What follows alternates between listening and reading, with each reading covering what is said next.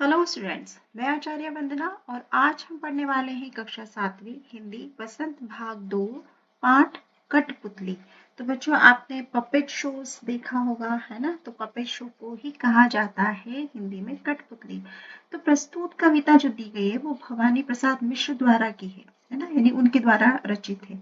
तो इस कविता में कठपुतलियां जो है वो स्वतंत्रता की इच्छा जताते हुए स्वयं की अपनी बात व्यक्त कर रही हैं। इस कविता में जो कुछ भी दिया गया है कि कठपुतली जो धागे से बंधी रहती है, तो वो अपनी स्वतंत्रता यानी कि अपनी आजादी की इच्छा जताते हुए जो है अपनी बात कह रही है। वो अपने मन की इच्छा, जो अपनी मन की बात है वो कह रही है। तो उनके समक्ष स्वतंत्रता को साकार बनाने वाली जो चुनौतियां हैं, है ना, मतलब कि जो जितनी भी कठपुतलियां हैं वो स्वतंत्र होंगी तो उनके सामने क्या क्या चुनौतियां आएंगी। जैसे आप बच्चे हो, आप अपने पेरेंट्स के सानिध्य में रहते हो, उनके संरक्षण में रहते हो। वैसी कठपुतलियां जो धागे से बंधी है तो वो धागे के संरक्षण में रहती हैं।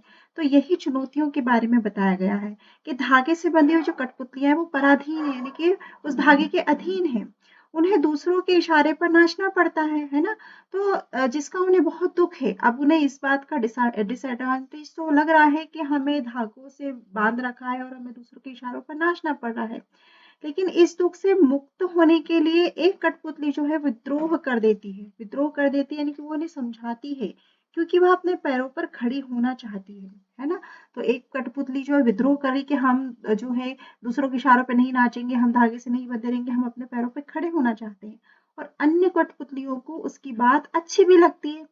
तो पहली कठपुतली जो है सबकी स्वतंत्रता की जिम्मेदारी आ जाती है। जो पहली कठपुतली है उसके ऊपर सारी सबकी स्वतंत्रता की जिम्मेदारी आ जाती है।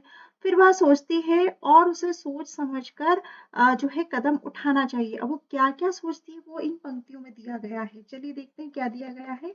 कि कठपुतली गुस्से से उपली, बोली ये धागे क्यों है मेरे आगे पीछे, इन्हें तोड़ दो, मुझे मेरे पांवों पर छोड़ दो। तो इन पंक्तियों में जो है, अब जैसे मानव की तरह कठपुतलियां भी है स्वतंत्रता की इच्छुक है। जैसे हम अपने पैरों पर चलते हैं, हमें कोई बांध के रखेगा तो हमें कितना बुरा लगेगा, है ना। तो कठपुतली जो है वो भी मानव की तरह स्वतंत्रता की इच्छा कर रही है।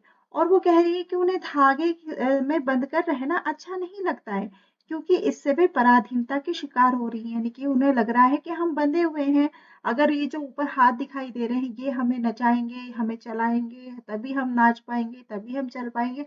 हम अपनी इच्छा से नहीं आ जा सकते हैं, ना ही हम अपनी इच्छा के अनुसार अपनी क्रिया कर सकते हैं।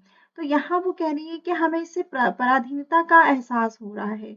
तो उन्हें दूसरों के इशारों पर नाचना पड़ता है, और जो सर्वथा दुखद है, क्योंकि आपको भी अगर कोई बांध के रखेगा तो आपके लिए भी दुख का कारण बनेगा। फिर वे कहती हैं कि कोई जो है इनके धागे तोड़ दे ताकि वे इन्हें अपने पैरों पर खड़ी हो सके। अब वो इच्छा जतानी कि हमारे जो धागे हैं वो कोई तोड़ दे तो हम अपने पैरों पर खड़ी हो सके, और अपने मन के मुताबिक जो है काम कर सके, हम कहीं भी आ जा सके, नाच सके, खेल सके, और एक सामान्य मनुष्य की तरह हम अपनी जो है जितनी भी क्रियाएं हैं वो हम कर चुके हैं, कर सकें।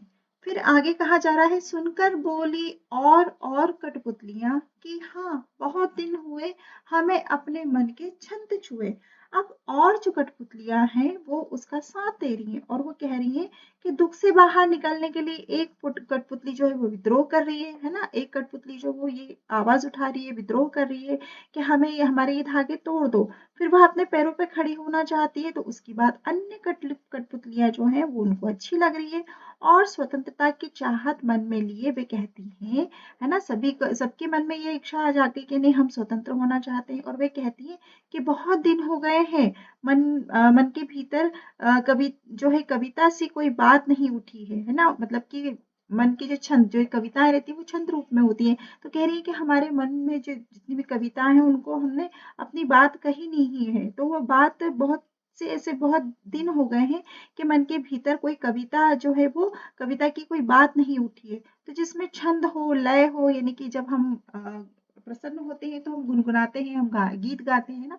तो यहाँ पर कठपुतलियां भी कह रही है कि बहुत दिन हुए हमने अपने मन के छंदों को सुनाया नहीं है, गाया नहीं है। अब यहाँ आगे कहा जा रहा है, मगर पहली कठपुतली सोचने लगी, ये कैसी इच्छा मेरे मन में जागी। अब उसे यहाँ पर एहसास हो रहा है कि पहली कठपुतली जिसने विद्रोह की ज्वाला जगाई थी, तो पहली कठपुतली जो है स्वतंत्रता पाने के लिए जो विद्रोह कर रही थी, तो अन्य कठपुतलियों को उसकी बात बहुत अच्छी लगी और वे सभी स्वतंत्रता चाहने लगी। लेकिन जब पहली कठपुतली पर स्वतंत्रता की जिम्मेदारी आ गई कि जिम्मेदारी कौन लेगा, अब जैसे आप बच्चे हो, आपकी जिम्मेदारी आपके पेरेंट्स की है ना? आपकी सुरक्षा की जिम्मेदारी आपके रहन सहन की, आपके खाने पीने की, आपके संपूर्ण जीवन की जितनी भी आवश्यक वस्तुएं उनकी सबकी जिम्मेदारी आपके पेरेंट्स पे है। अब जो कठपुतली है पहली वाली जिसने स्वतंत्रता का विद्रोह किया था, उसके ऊपर सारी जिम्मेदारी आ गई, तो वह चिंतित हो उठी, वह सोचने लगी और वह कहती है कि स्वतंत्रता पाने की कैसी इच्छा उसके मन में जागृत हुई है। लेकिन एक बार जो आगे बढ़कर वह पीछे नहीं हटेगी, वह सोच समझकर कदम उठाएगी और अपनी स्वतंत्रता की इच्छा को साकार करेगी।